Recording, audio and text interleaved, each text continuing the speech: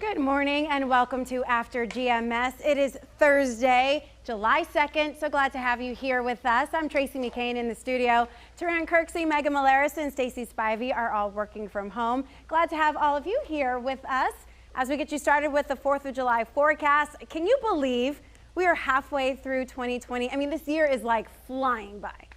It really is. You know, we are already in July, and next thing you know it will be August. The weather certainly knows what time of the year it is because it feels like summertime, and we're going to keep the typical July weather around for a while. Temperatures in the upper 80s to low 90s for the next week or so. Small chance of an isolated shower or storm today, but most of us will stay completely dry. We'll take that rain chance out for Friday. And then the rain chances will start to come back as we go on to the weekend. 20% chance of an isolated shower or storm Saturday. That rain chance a little bit higher on Sunday, right around 30 to 40% at that point. So not expecting a washout this weekend, but there will be a few storms around. So it's probably a good idea to keep an eye to the sky just in case one of those storms pops up in your neck of the woods. And again, it's going to be a hot one with those highs, possibly even make it into the mid 90s in a few spots on Friday and Saturday. All right, before we get to today's talkers, you need to have some perspective about the latest on COVID-19 in North Carolina. Yesterday, the state health department reported the largest daily increase in new cases since the pandemic started, with more than 1,800. There are now more than 66,000 total cases across the state as of Wednesday's noon update. At least 71% of them are presumed recoveries, which is encouraging. Sadly, though, since the update, 30 more people have died. 86% of hospitals turned in data which showed at least 901 patients in the hospital, down 7 from Tuesday. Approximately 33% of available ventilators were in use, but remember, those ventilators were for all ailments, not just COVID. Health experts urge continued mask use when social distancing guidelines cannot be followed. Yesterday, President Donald Trump agreed, saying he's all for masks and thinks they're good. Also in his interview, the president suggested a federal mask mandate was unnecessary, instead urging individual states to make those decisions for themselves. Now this brings us to our first conversation this morning on After GMS. As more states and cities start to mandate wearing a face mask, we want to know if you think that that's necessary nationwide. You can go ahead and start typing. Give us your thoughts right now as I give you the latest update on this mask debate. So earlier this week, Dr. Anthony Fauci said coronavirus cases could grow to 100,000 a day in the U.S.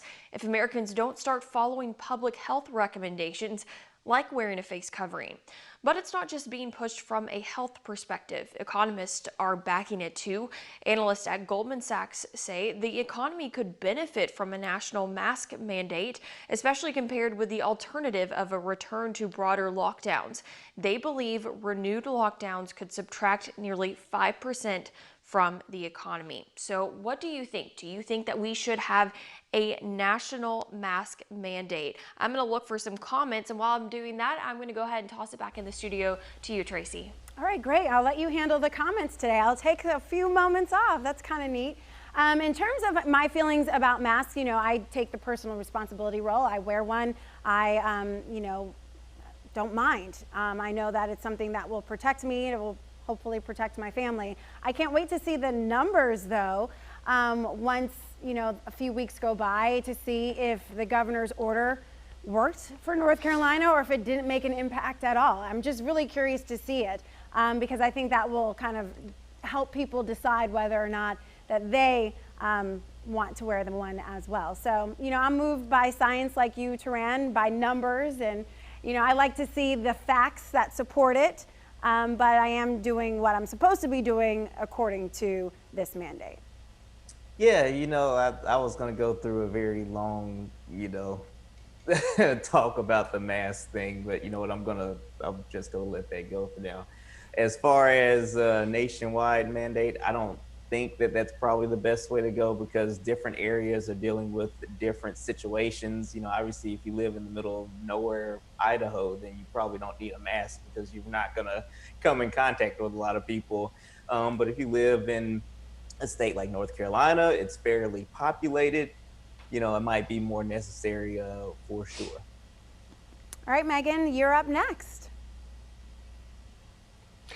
Yeah, and as I said on the Good Morning Show, based on the feedback we've received and based on several of these comments I'm seeing here, it seems the people who are most strongly against wearing masks seem to have less of an issue with the masks themselves and more of an issue with the federal government potentially mandating them to do something, possibly infringing upon their personal rights protected in the First Amendment of the U.S. Constitution. As far as mandates go, we've seen certain states that once were hot spots now start to experience a decreased trend, like New York and New Jersey and Connecticut, for example. And then we're seeing other states like the Carolinas, Arizona, Florida, California see this resurgence in cases. So a federal mask mandate might not be the most effective nationwide, given these differences in these trends and the differences in these numbers, different states peaking at different times. So there might be more of an effectiveness if states decide for themselves what is best and how to enforce that mask mandate. Something that Taran said earlier, I know you didn't want to go into it, but I did like your analogy about seatbelts. And someone just put an analogy on our Facebook page as well, saying, it's kind of like, when it rains, by mandate, you are required to turn on your headlights. It's kind of just something that we are now used to doing because it is a guideline that saves lives. So when you mention the seatbelt, and then this person, I believe it was Ty, who mentioned the headlight situation. I mean, those analogies help me have a better grasp of, understand it better. Yeah, me too. I mean, that's just kind of the way my mind works. I have to kind of, make analogies, and I guess I'll dive a little bit deeper into it. And again, as I always say, I lean towards the people that actually know what they're talking about. Like, I can't walk into a medical lab and know how to use the equipment and do the science and run the experiments. So I don't need to be, coming up with, my own way of dealing with this, that, and the other, because I don't know what I'm talking about. And I've even said that to family members, like, well, have you been studying infectious diseases for 45, 50 years? No? Well, you don't know what you're talking about. So I'm going to lean towards people that, are the experts. Does expertise mean that you are going to get it right every time? Absolutely not. That just means that you have more of an understanding of how these things work, and you do have to make course corrections. It's the same thing with meteorology. I get the forecast wrong sometimes, but it is my area of expertise. And when you look at the 7-day forecast, as we go through time, you have to make adjustments. 8 days ago, it looked like there was going to be an upper level low sitting over North Carolina right now with rain and cool temperatures. Well, that low is displaced about 400 miles to our north and east. That's just the way it works. And so we made adjustments to the forecast as we got a little bit closer to this point. And that's where we are. Again, this is my opinion. If you disagree with it, I still love you. It's fine. We can disagree and, that's fine. We can still be friends. But that's just the way that I see it. So that's the one part with that. The second part is, okay, is a mask 100% effective? No. Is social distancing 100% effective? Absolutely not. Seat belts and airbags are not 100% effective. And the argument can be made if you're in the car by yourself and you don't want to wear one, the effects of something happening is just going to be to you. So maybe you have more of a right to not have to wear a seatbelt than do something that can protect other people. That's just, again, my opinion right there. And obviously, when you look at the way that people on both sides of the aisle, I'm talking about politics, are looking at this, there's agreement there that this is an issue, okay? And they, we can barely agree on anything in Washington, D.C. Not only that, you have all these countries in the world that also are dealing with this and taking it seriously. So again, this isn't something that, just popped up out of nowhere. Obviously, it is an issue. So just like the earth is not flat, it's an oblate spheroid. We have COVID-19. We don't have a vaccine for it yet. People are working hard to figure that out. In the meantime, yes, masks are not comfortable. I don't like having one on, but I wear one when I'm out in public, just as a courtesy to you all, my friends and family, and all human beings that I come in contact with, because again, I love you all again. So you might disagree with me, that's fine, but we can disagree and not be disagreeable. And I think that's the big issue that we have, not only with something like the mask, but also just in disagreeing with, one another about other things too. So again, I love you. If you can wear a mask, obviously if you have a health issue or something like that, that's fine too. But let's just try to do the best we can to help each other. That's all I'm saying. Let's just love each other. This is why you warned me not to get you going. And I got you going. I wound you up anyway, and I just set you loose. So, but I loved your 3-part plan there and your explanation. So let's get to Stacy here, because you've been monitoring the comments, and I'm interested to see what people are saying. Yeah, you gotta love those TED Talks with Turan, right?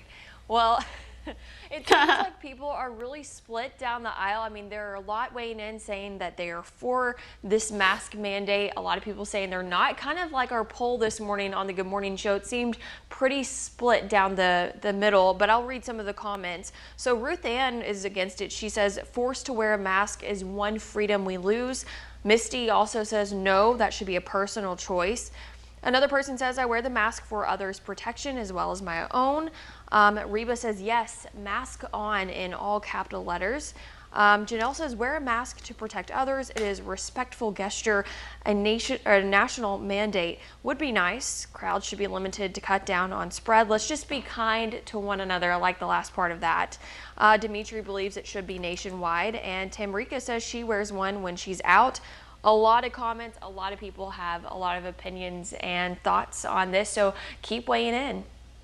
Yeah, it was a city debate when Greensboro initiated, then it became a state debate when Governor Roy Cooper mandated, and it looks as though some are suggesting it be on a federal level as well, but we've heard President Donald Trump say that he's not interested in that requirement. So that could stop there, but then it would be up to the states then to decide what they think is the best for their individual population. So we will see what happens, like we always do.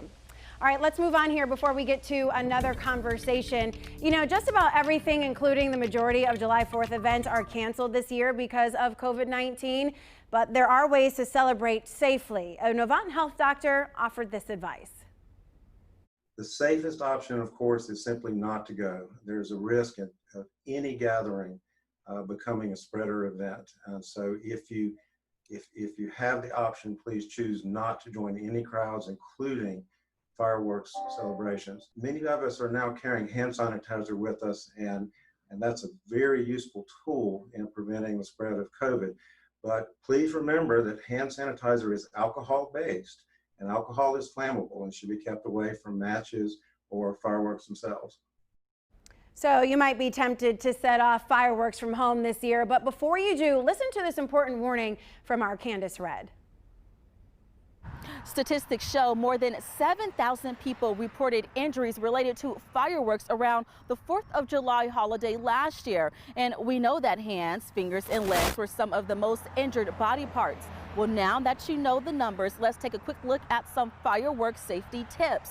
Well, never let young children play or light fireworks. Never try to relight or pick up fireworks. Have a bucket of water or hose nearby. And before you light up the night, read the warning label and instructions. Fireworks should only be used outdoors and never light 2 devices at the same time. Well, in North Carolina, certain fireworks are illegal to sell or possess. Well, that includes firecrackers, bottle rockets, ground spinners, and aerial fireworks. Now remember, anything that explodes or is projected into the air is illegal. Well, fire officials are now encouraging the public to ditch the fireworks and use safer alternatives. You can take just regular latex balloons, fill them with a little bit of confetti, and then go ahead and blow them up, tie them together, give the kids a thumbtack, and let them pop them. They're going to get the bang, they're going to get the sparkle with the confetti, but no burns, and that's really great. By the way, you can also use glow sticks as a safer alternative to fireworks or sparklers. Well, for more details on this, all you have to do is visit our website. That's WFMYnews2.com. There you'll find additional fireworks safety tips as well as safer alternatives. Candace, thank you. Now let's get to our second conversation. As Candace talked about fireworks, a lot of people look forward to that on the 4th of July weekend, as well as cookouts, and a lot of people even hit the beach, but some beaches are closed across the nation in hopes to stop the spread of the coronavirus. So we want to know if you think that beaches here in North Carolina should be closed too. Go ahead and weigh in on our comment section here on Facebook Live as I tell you more about it. So check this out. Several beaches in Texas, including in Galveston, will be closed this weekend. The mayor there signing the executive order yesterday. Over in California, a memo sent to California police chiefs say their governor will order all beaches and state parks to close starting tomorrow to curb the spread of the coronavirus, and he's expected to make that announcement today. Now, here in North Carolina, places like the Outer Banks, Wilmington, and Myrtle Beach are still open for the weekend. And this morning, we want to know if you think that they should be open for this weekend or if they should stay closed. I'll do kind of the same thing like I did last time. I'm going to check in for comments. I know that we already have some people weighing in on this topic, but I'll toss it back into the studio. Tracy? I'm going to toss it to Megan. I have to think because honestly, I'm just one of those people. I'm not going to the beach right now, you know, so I don't want to say what other people should do or should not do. I don't really feel like it's my place, you know. I'm going to do what I think is right for my family, and that's it. I'm not going to judge you or make you do something that you don't want to do or make you not do something that you don't want to do. I don't even want to get in the middle of that. I just know what I'm doing, and that's good enough for me. I don't know, Meg. What do you think? Well, Tracy, I think you're right in saying you have to do what's best for your family. We all have to do that, and nobody knows any family's personal situation, circumstances, what precautions they're taking besides themselves. So it's important to respect and understand other people's decisions and know that you don't necessarily have to do what other people are doing. That's a great point. As far as beaches possibly shutting down this 4th of July weekend, we know that's the case in Miami. We know that's the case in Galveston. And as Stacey said, now several California beaches are shutting down. I ultimately think it's probably best to defer to the cities or counties on our North Carolina coast to make those decisions. They probably have some intel as far as how many rooms are booked at the local hotels. They know what precautions are in place at those hotel pools and on the beaches. We have seen North Myrtle impose a mask mandate this week. I believe South Myrtle, regular Myrtle Beach, is voting on one today, requiring masks in all indoor retail and restaurant spaces, so that should help. Obviously, holiday weeks are way more crowded typically than other weeks of the year. So if you're going to the beach, you do have to be mindful of that and take precautions.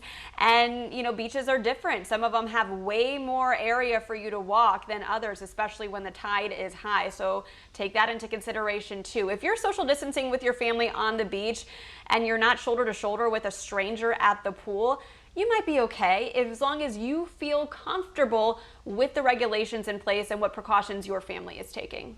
I mean, if you think about it, it's the same precautions that football teams, the stadiums, athletics, you know, all across the state and nation are taking as well. You know, social distancing inside the stands when they reopen, of course. You can sit with your family members, but you have to stay 6 feet apart. So that would apply to beaches as well, I would think, if you are able to social distance. But Tarang, you brought up a good point earlier about not always being able to social distance, especially on a holiday weekend. Yeah, you know, I think that might be the big thing. And I totally agree with Megan, you know, deferring to the local municipality is probably the best because they know how their beach gets on holidays. You know, we're talking about Galveston. Harris County, Texas has millions of people. That's where Houston's at. And one of the closest beaches to them, Galveston, it's about an hour ride down I-45. of course, there was probably going to be a lot of people on that beach, and you might not be able to socially distance even if you want to. So, I think that's the big issue. But obviously, if the beach tends to not be crowded and it's wide open, you can spread out, then that's a totally different situation. So, again, kind of lean towards the local municipalities making the best decision for the way that their beaches tend to operate. All right, Stacey, I guess we'll get you to weigh in, and then if you want to go through the comments, we'll keep moving on here. Yeah, I think at this time I probably wouldn't want to go to the beach on a holiday because it could be more crowded than typical. We are planning to go to the beach later on this month, but staying just with our family at a house and trying to social distance on the beach. I do think that, like what everyone's been saying, if it's a place where you can really spread out, I feel like that I'd be more comfortable going to one. And some people are weighing in on this on our Facebook page. Allison says, no, beaches are outside and you can social distance. We are leaving to go to the beach in 2 days. It's not a crowded beach and we will all be okay. Let's see, Dimitri says stay closed. Jason says beaches should stay open. Please just stay away from people that ain't your family. I think that's a good comment there. Carol says, I'm not going to the beach, but then again, I never go during the 4th. And I think that's something that we've all been mentioning, is that obviously on a holiday, a lot of people flock to places to celebrate, and I think that's why places across the nation are, and cities and states are taking a look at this and saying, maybe it's best that we close them to stay safe and help stop the spread of the coronavirus. As far as North Carolina goes, I think, like you guys have mentioned, it's really up to, those local places to decide what's best for their beach. All right, well, if you are heading to the beach, Taran, a forecast is definitely needed and appreciated. It's a holiday weekend. People are going to be doing things outside regardless if it's on a beach or in their backyard. Yeah, even if you're in your backyard, you're going to want to hydrate. It is going to be hot, okay? We'll have high temperatures as we go into the weekend in the upper 80s to low 90s. A few spots may even make it into the mid 90s over the next several days. Small chance of an isolated shower or storm today, and we'll get that rain chance out of the forecast for Friday. However, for the weekend, we'll see those rain chances come back. 20% chance on Saturday. The chance of a few showers and storms is a little bit higher on Sunday, 30 to 40%. Not expecting a washout this weekend, but there will be a few storms around. So if you do have outdoor plans, just have an eye to the sky just in case one of those storms pops up in your neighborhood, and have an indoor backup plan for a little while until that storm moves on out, if one does pop up where you live. That's a quick look at your 7-day forecast. Awesome. Thanks, Taran. Well, I'm grateful to be off for the next few days. Time that I had planned with my family. We were going somewhere, but we are now staying home, which is great. We've got plenty to do around the house. I wonder if they can fix that garage. No, we'll see. But anyway, I will see you guys back here on Tuesday. The rest of the crew will be back with you tomorrow for After GMS, and we'll see you next time, everybody. Take care.